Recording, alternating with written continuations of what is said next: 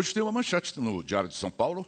Pai de Dinho, estou falando dos Mamonas Assassinos, vai processar Feliciano. Está aqui no Diário de São Paulo de hoje, porque, de repente, você vai dizer que não disse também, que você declarou que John Lennon um dia chegou diante das câmeras, pastor Reuel. John Lennon e Mamonas Assassinas morreram por castigo de Deus. As pessoas são maldosas, escrevem coisas e colocam palavras na boca da gente. Primeiro que eu nunca falei dos Mamonas. Mamonas Assassinas. Mamonas Assassinas. E eu citei um grupo, né? Se eles entenderam que foram eles. Segundo, Mamonas Assassinas. 1,5 milhão de cópias de discos vendidos. Alvo, crianças. Tocou na santidade de Deus, porque as crianças são a santidade de Deus. Jesus disse para entrar no céu tem que ser como elas. A Bíblia diz, da boca das crianças sai o quê? E as crianças estavam falando o quê? Palavrões. Pior, quem era o Dinho? Era da Igreja Assembleia de Deus de Guarulhos.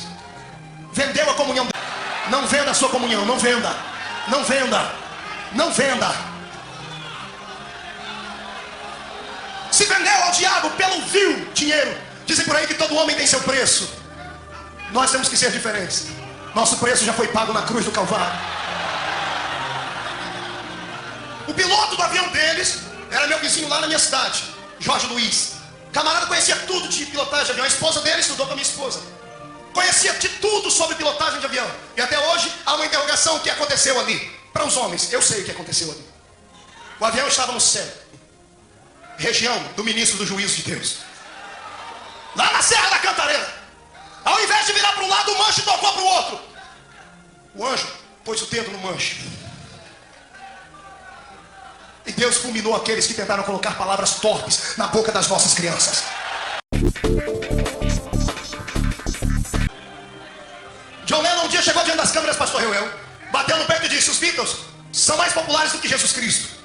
Jesus não era popstar como ele, mas sim o mestre de uma grande religião. John Lennon estava olhando para as câmeras dizendo: nós Beatles somos uma nova religião. A minha Bíblia diz que Deus não recebe esse tipo de afronta e fica impune. Passou algum tempo depois dessa declaração, está ele entrando no seu apartamento. Quando ele abre a porta e escuta alguém chamar ele pelo nome, ele vira e é alvejado com 3 tiros no peito. Esse prédio aqui moravam John Lennon e sua esposa Yoko Ono. E foi também na frente desse prédio, bem ali na porta, que no dia 8 de dezembro de 1980, pouco antes das 10 da noite, era uma segunda-feira, ele levou 5 tiros de um revólver calibre 38 e morreu.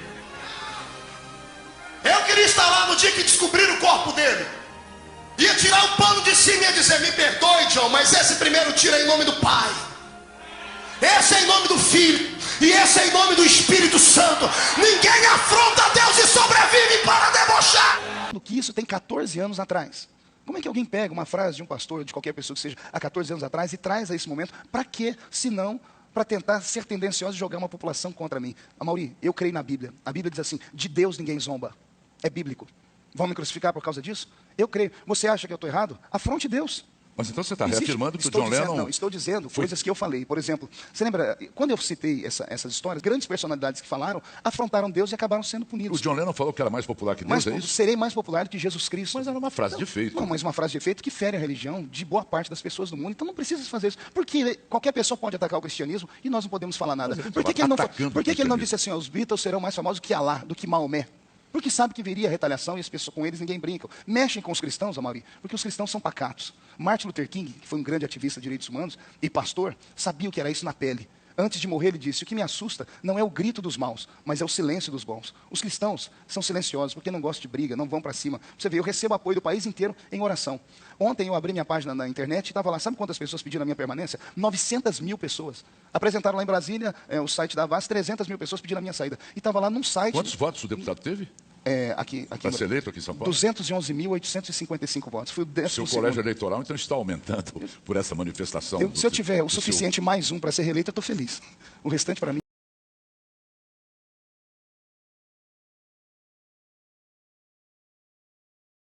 Mas o que os Mamonas fizeram que... Primeiro que eu disse a você que eu não citei Mamonas nenhum. Mas o que os Mamonas fizeram que...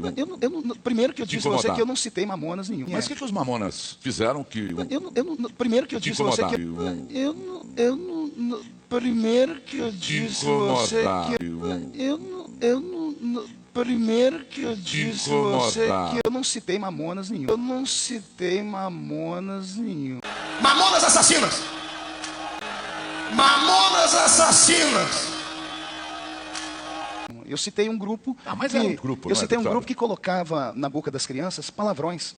Incitavam as crianças. Letras das músicas. Incitavam as crianças, por exemplo, tinha uma música que eles citavam, inclusive os portugueses, né, falando que roda, roda viva, não sei o quê, que eu não fiz com não sei quem, ninguém fez comigo. Palavra pejorativa que eu não vou citar aqui. Eu, como homem, como pai, como ser humano, eu não tenho coragem de repetir as palavras. E aí, quando isso vai parar na boca das crianças, Jesus disse assim: da boca das crianças sai o perfeito louvor. E ele disse: não toqueis nos meus pequeninos. Criança é pura.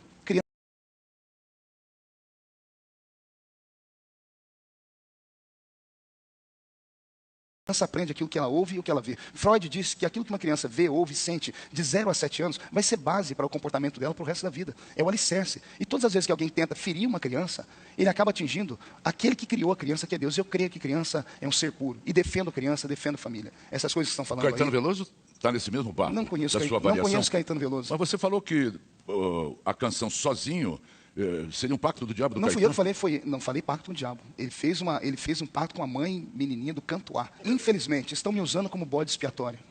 Infelizmente, estão me usando, ou me usaram aí como uma grande cortina de fumaça, porque por 40 dias o Brasil parou. Ninguém falou de economia, ninguém falou de mensalão, ninguém falou das coisas que acontecem no Senado, ninguém falou das coisas que acontecem na Câmara Federal. O Brasil parou para ver um pastor acusado de racismo e homofobia. Detalhe, acusado. Eu não fui incriminado em tribunal nenhum, não fui julgado em tribunal nenhum. Tem uma população imensa, que são a população evangélica e católicos, que entendem a minha luta, e essas pessoas são as pessoas que eu represento. Agora, quem falou contra mim? Alguns artistas e o movimento GLBT. E a imprensa toda dando vida a isso. Você sabe que dentro da imprensa existe hoje o que eles falam de progressismo, né? Que eu não consigo. Você começou a entrevista assim, as pessoas dizendo que eu sou um retrógrado. No que eu sou um retrógrado? Porque eu sou contra o aborto? Porque eu sou contra o casamento gay? Isso é ser retrógrado? Se eu sou retrógrado, boa parte do mundo é. Eu posso colocar o advogado Ricardo Leitão falando agora? Por favor, deputado, preste atenção. O advogado Ricardo Leitão, um dos mais notáveis advogados brasileiros, faz uma sua colocação em cima de tudo isso que nós estamos aqui discutindo. Amaury, eu queria perguntar para o pastor Marco Feliciano o seguinte.